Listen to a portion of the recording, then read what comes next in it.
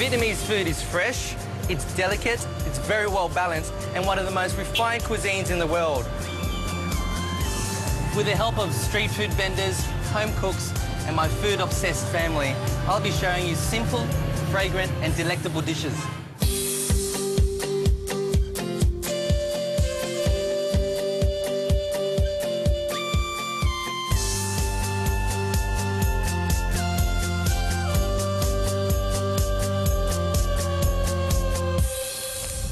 My love for Vietnam runs deep, and my passion for cooking and learning more about Vietnam's diverse cuisine is a quest I would like to share with everyone. I will start my journey from bustling Ho Chi Minh City, travelling down the mighty Mekong Delta, then up to the ancient town of Hoi An, visiting many beautiful places in between. I'll be discovering cottage industries that have been operating for centuries, catching fish with the locals, harvesting peppercorns, exploring the floating markets on the Mekong River, and visiting the beaches of the beautiful island of Phu Quoc. I'll also learn how to make noodles, tofu, and rice paper, and use all these fabulous ingredients in my recipes. Vietnamese markets are a world unto themselves. The vibrant colours and smells constantly entertain and surprise the senses. I'm here in front of the largest market in Ho Chi Minh City, the Ben Thanh markets, where I will find the freshest produce to cook my authentic, traditional southern recipe. My biggest challenge now is crossing the road. So it's a bit daunting crossing the road in Saigon, 5 million motorbikes. I usually just leave my right hand out and walk at a really steady pace, don't stop, and the traffic will just go around you. Pretty much an organised chaos, except when the big ones come past.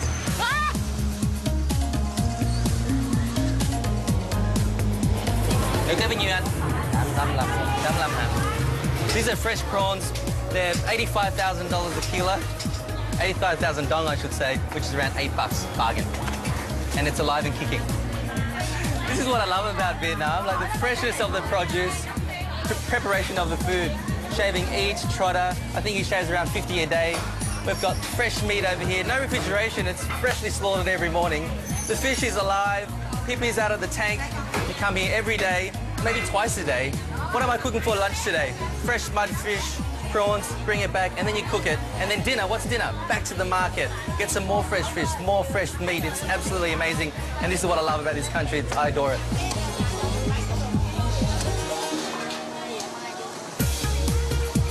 Now here I've got a mudfish from the Mekong Delta. I love the muddiness of the fish, of course, and its texture. The skin is actually quite tough, so I've asked her to skin it, not only scale it, but also skin it as well, and just kind of chop the fish into little pieces so it's close to the bone and we get all the sweetness from the bone. So she's going to do it right now. Come on, back nhiều ha. Bao nhiêu bác? 50. 50,000 dong, $4.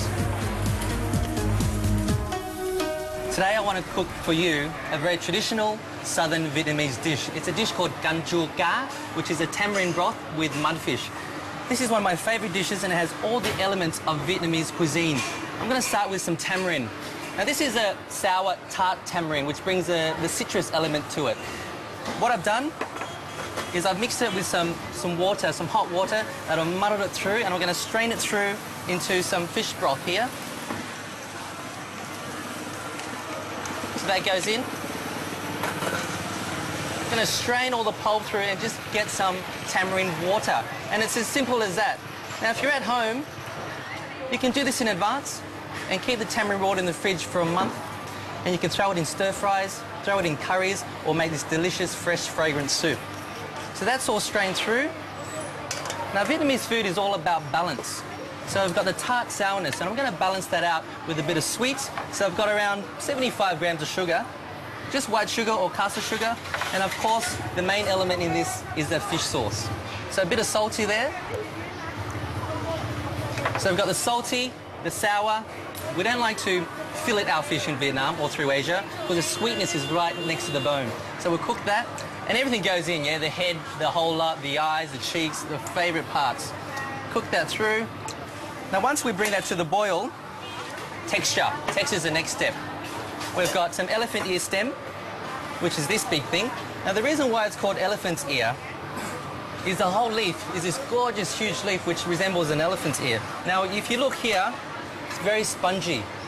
This sponge absorbs all the broth, all the flavour that I'm cooking with. So we cut that into big chunks.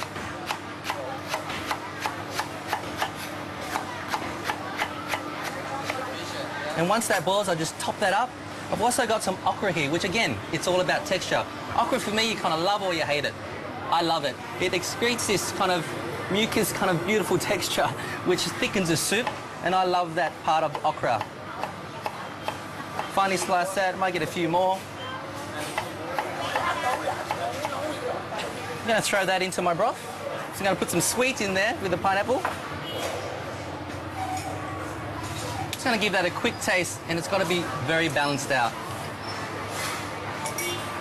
That's perfect. I'm going to throw my tomato in there. So just chunky tomato, one's probably enough. I can smell that coming out now, very aromatic and fragrant. What I'll have to do is I'll get my temperature gauge and just turn up the heat a bit. Here I'm cooking as the locals would, an earthenware stove here with a clay pot. Now, the clay pot releases this earthiness into the flavour of the soup, which I absolutely adore. Got to turn up the heat a bit, it's got to reach the boil, come on.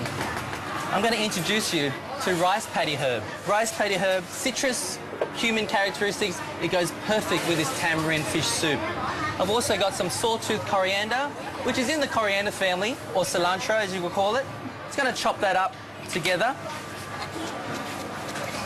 Put some more bean sprout on top, more crunch. I've also fried up some fried red Asian shallots and some fried garlic.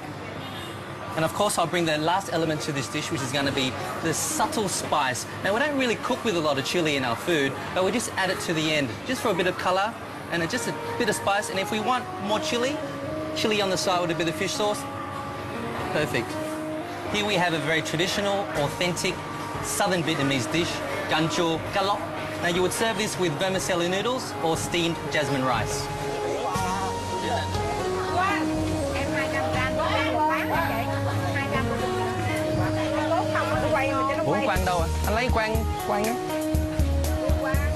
This is fuel for cooking at home, you know, as we did, just in the clay pot burner, very primitive, and she would do this all day, and she's what? Bác mấy tuổi rồi bác? Bác mấy tuổi? Yeah? 70 years old. Amazing, amazing. She lugs that around all day, selling to the different street food markets, the street stalls and the restaurants around Saigon. It's a real eye-opener.